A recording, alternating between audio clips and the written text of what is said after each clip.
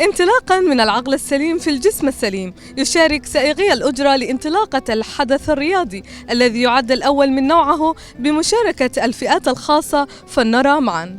عرس رياضي جمع فئات المجتمع الإماراتي وتحديداً إمارة الفجيرة بمشاركة خاصة من أصحاب سائقي الأجرة الذين يعملون ليلاً ونهاراً لتسهيل حركة الأشخاص من وإلى.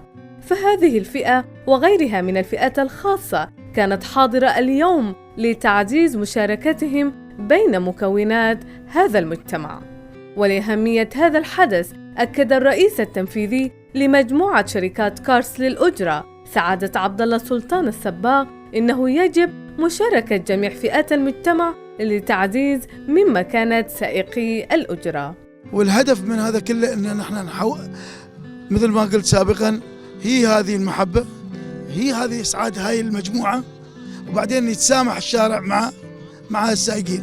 الاستعداد بدأت من 4 شهور تقريبا، ووصلنا اليوم إلى اكتمال إن شاء الله. نتمنى نسبة 99% نقدر نقول نحن اليوم أكملنا كل حاجة الاستعداد لهذا المهرجان. حقيقة الفجيرة قدمت ما لم نكن بالحسبان، وأرفع لهم العقال تحية واحترام لهم.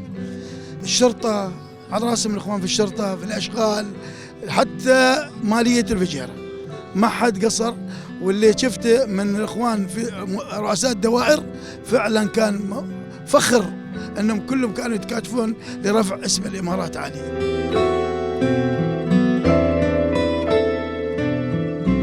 وكانت مشاركة ذوي الاحتياجات الخاصة لها دور فعال في هذا الحدث الرياضي الذي يساعد هؤلاء على جعلهم عنصراً فعال في المجتمع الإماراتي. والله الحمد لله تواجدنا وياهم من أول يوم من الأمس، وطبعا في اليوم من الصباح الباكر عند السارية، والحمد لله يعني كنا معهم في الفعالية، وكان لنا الدور في حمل الشعلة في 300 الأخيرة هذه، لأن الموضوع الشعلة الأخير يعني.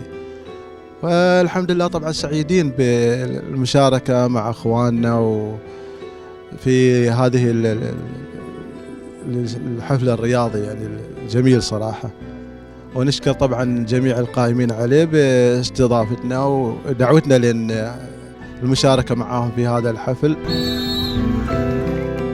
فيما أكد سائقي الأجرة إن هذا الحدث يساعد في إنجاز عملهم بشكل صحيح، مما يحفز مقدرتهم على العمل دوما.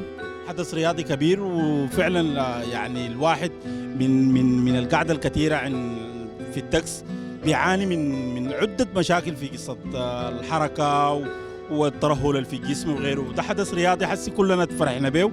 أنا سلمت يعني شغلة هجري يعني افزع بالقوة يعني، والحمد لله يعني هو هذا الرياضة، الحمد لله كنت مبسوط يعني.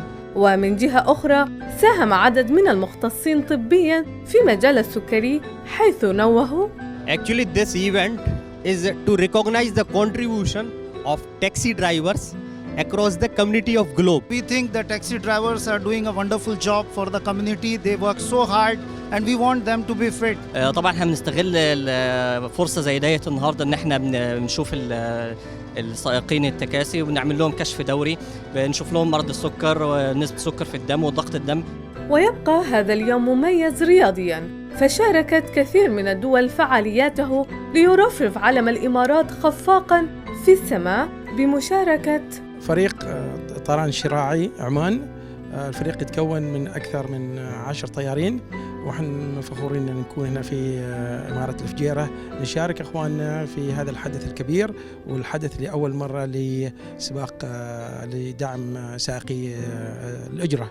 ومن المعروف أن الرياضة هي الوسيلة التي تجعل الإنسان يتمتع بالصحة سليمة، فهي تغذي العقل وتنمي بنية الإنسان دوماً.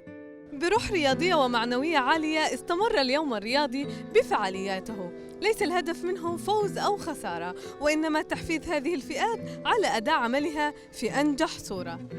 زوبة الشامي، تلفزيون الفجيرة.